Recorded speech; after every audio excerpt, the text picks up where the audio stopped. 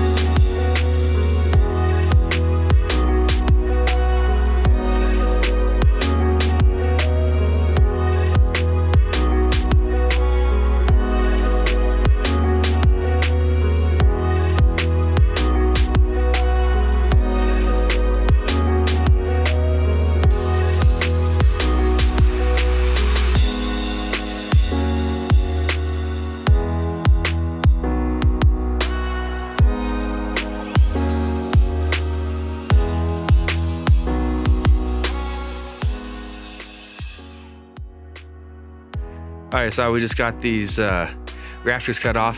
I left the rafter tails a little bit longer since this is at the ground level. When you're going by, you don't want to see if the wall's a little crooked there, if there's any wobbles in it, which there's really not. But we just made the marks there, put a string line across, so then everything's nice and straight going down there.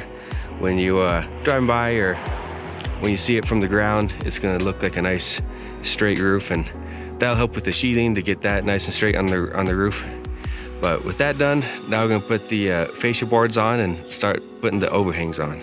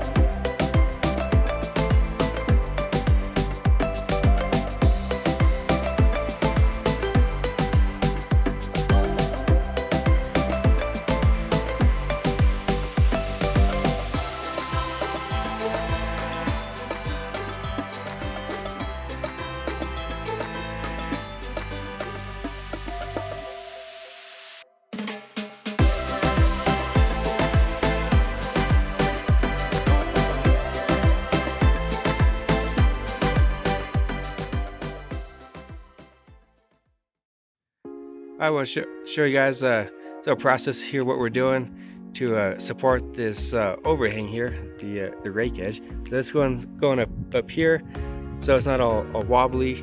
There's a few different ways to do it, but the way that we found is the strongest and lasts the longest is to cut first a notch in that middle one, and then run the 2x4 across there. So it's kind of a cantilever over the edge there. So it's support down there and nails in the end there, and that holds up this end board and makes it really strong. And you can go and walk out there when doing the roofing. It's not going to bow, or after time it's not going to fall off your house like some of the other ways you can do it. Other ways you can do it is building like a square box kind of, and then attaching that to the outside of your house. Well, over time it falls off and your roof gets all droopy on the end. But this is definitely the best way to do it here that we found.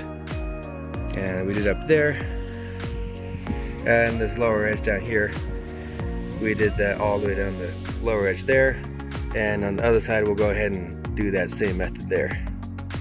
But it's been half a day, half the roof done, so making some nice progress today.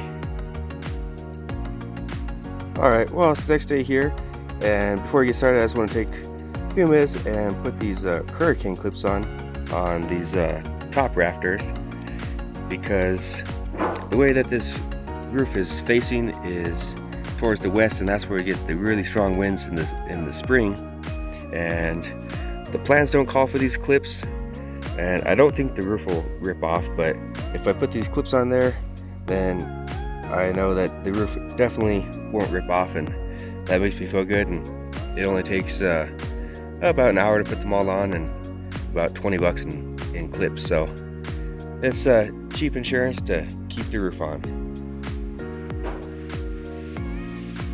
Hey, how's it feel to have a floor to walk on up there? A lot more stable, I can tell you that much. I don't have to be walking on this damn thing all day. I know. It's a lot better. It's a lot hotter, but it feels a lot better. Well, these sheets are going up on the roof, getting some shade under here, somewhere the walk on up there. So let's get right into it and get the rest of them put up.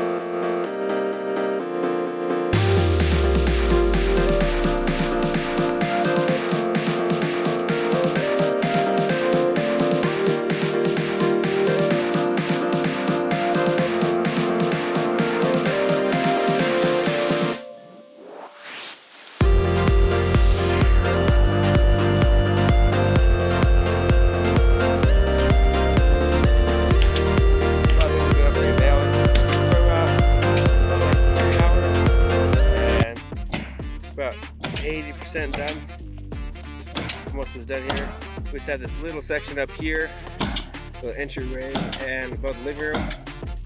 And that should be it for getting the sheathing up here. So moving pretty fast. Well, back up on the roof here. That's how we put this underlayment down. It's all finished up here. Pretty quick process. It only took, I don't know, maybe about 2 hours to put it on. And roll it down and just put these little cap nails in it. Keep it sucked down instead of using staples. And it's just a synthetic underlayment, and really all it is just a house wrap, but made for the roof. It's just a kind of like a woven fiberglass material, and waterproof. Gets pretty slippery when it's wet, but does the job. And it'll be up here for, I don't know, a week or so before we get the shingles up here.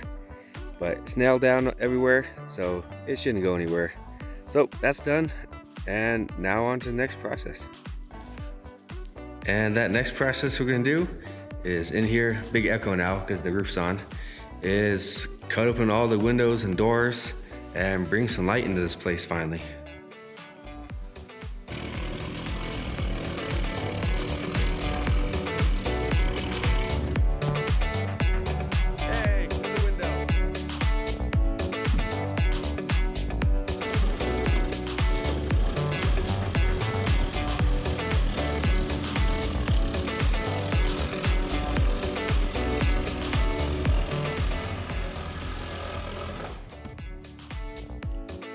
And finally, all the doors and windows are cut out here. You saw me cutting out with the Sawzall, and usually I use a router to cut out all the windows because it's nice, easy, clean work. But you can see here, my router bit is a little dull, and I think it's a little too small to do these windows here, and it's all black and burned up. So this one will probably end up in the trash, and I'll get another one for the bigger router that can maybe handle cutting out windows. But use a Sawzall, and that's the trusty saw that always works. A little bit of a rough cut, but it'll be covered up with windows and doors anyway, so it'll be all good.